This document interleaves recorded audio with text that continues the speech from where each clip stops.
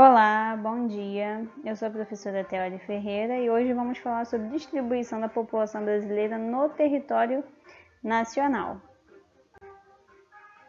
Crescimento natural da população. Temos aqui o crescimento natural e o crescimento vegetativo, que é igual à taxa de natalidade menos a taxa de mortalidade.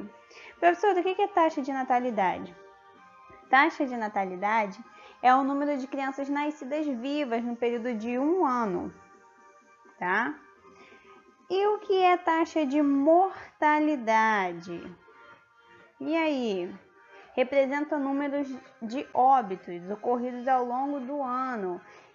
Isso quer dizer o quê? Pessoas que morreram, tá?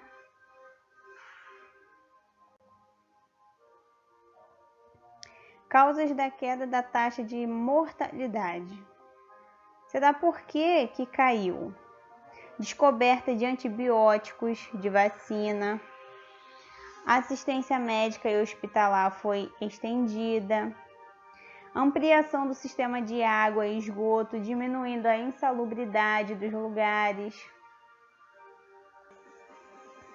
Então, por isso houve a queda, porque teve descobertas de coisas que ajudaram a diminuir a taxa de mortalidade, como antibiótico, assistência médica. Muitas pessoas não têm assistência médica, ampliação do sistema de água e esgoto. Então, tudo isso ajudou a diminuir a taxa de mortalidade. Agora vamos aqui, a causa da queda da taxa de natalidade. Por que as pessoas pararam, né? As crianças pararam de nascer por causa da urbanização, e com isso vem entrada da mulher no mercado de trabalho, custo de vida nas cidades, acesso ao uso de métodos contraceptivos. Então, por essas consequências aqui, por essas causas, que houve a diminuição de crianças nascendo, tá? Então, olha a consequência: diminuição do índice do crescimento natural da população. Então, quanto mais as mulheres começaram a entrar no mercado de trabalho, começaram a usar também os métodos, né, contraceptivos, isso foi o que? Diminuindo as crianças, né, o nascimento delas. Taxa de natalidade e de mortalidade. Se observarmos os dados populacionais brasileiros, deveremos verificar que a taxa de natalidade tem diminuído nas últimas décadas. Isso ocorre em função de alguns fatores: a adoção de métodos contraceptivos, como a tia já havia falado, mais eficiente, tem reduzido o número de gravidez. A entrada de mulher no mercado de trabalho também contribuiu para a diminuição de números dos filhos por casal.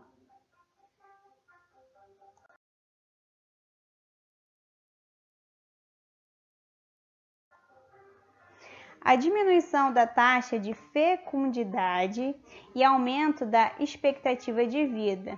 Tia, o que é fecundidade? Então, galerinha, fecundidade quer dizer estimativa do número médio de filhos que uma mulher teria até o fim do seu período reprodutivo, mantidas, né, constantes as taxas observadas na referida data. E o aumento aqui das expectativas de vida tem provocado mudanças na pirâmide etária brasileira. Algumas décadas atrás, ela possuía uma base larga e o topo estreito, indicando uma superioridade de crianças e jovens. Atualmente, ela representa características de equilíbrio. Alguns estudiosos afirmam que, mantendo-se essas características, nas próximas décadas, o Brasil possuirá mais adultos e idosos do que crianças e jovens, um problema que já é enfrentado por países desenvolvidos, principalmente na Europa. Mortalidade infantil. Embora ainda seja alto o índice de mortalidade infantil, diminui a cada ano no Brasil. Olha que coisa boa. Em 1995, a taxa de mortalidade infantil era de 66, olha só, por 1000.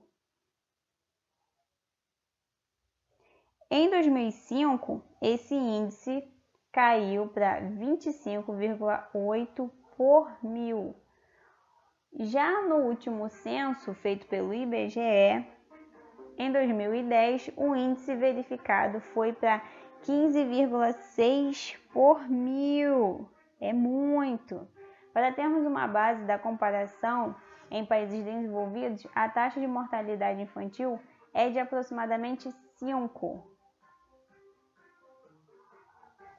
Esse índice tem caído no Brasil em função principalmente de alguns fatores: melhoria no atendimento às gestantes, exames prévios, melhoria nas condições de higiene, saneamento básico, uso de água tratada, utilização de recursos médicos mais avançados. Então, com toda essa melhora, na saúde, tendo saneamento básico, higiene, isso melhorou a qualidade de vida das pessoas e a taxa de mortalidade infantil caiu. Instituto da População Brasileira faz uma análise da distribuição da população segundo critérios como sexo, idade, rendimento, setor de atividade.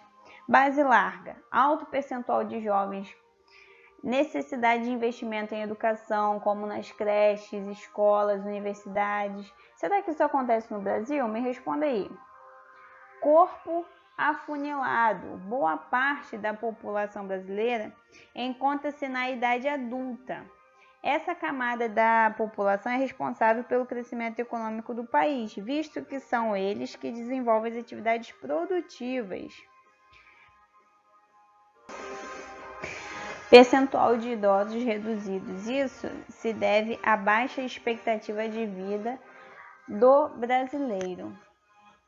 Se vocês observarem o nosso gráfico aqui, vocês vão ver que o laranjinha são a quantidade de idosos.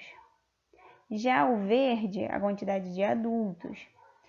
E o roxinho é a quantidade de crianças. Então, essa aqui é a nossa pirâmide etária do Brasil. Transformação da estrutura etária brasileira. Nós temos aqui uma pirâmide etária que vai de 1980 e também temos 2020. Vamos analisar aqui a diferença, A queda das taxas de natalidade, aliada ao aumento da expectativa da vida da população, está alterando o perfil da pirâmide etária brasileira, fazendo aumentar o número de idosos, provocando déficit no sistema previdenciário, necessidade de investimento no sistema de saúde,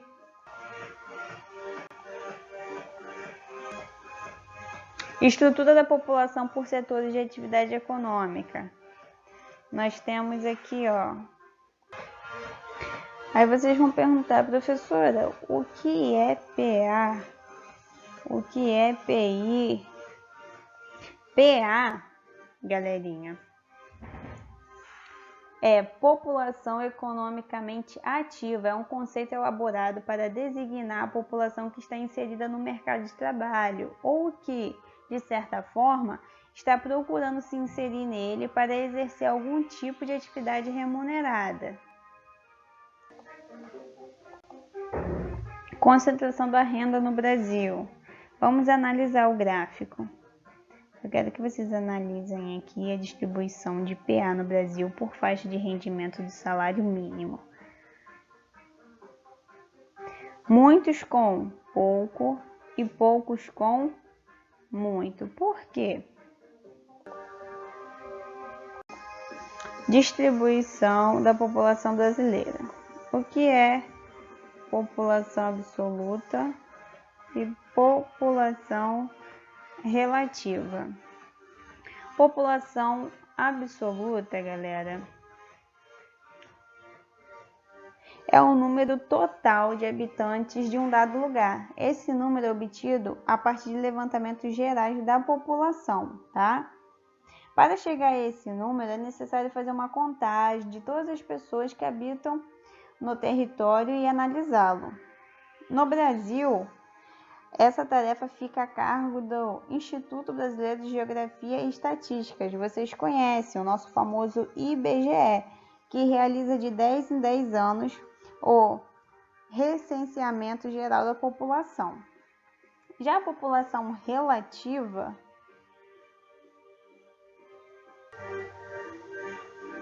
esse é um indicador demográfico, né, e também conhecido como densidade demográfica ou densidade populacional, é obtido pela divisão de total, né, da população absoluta aqui em um determinado território pela área no qual essa população está distribuída.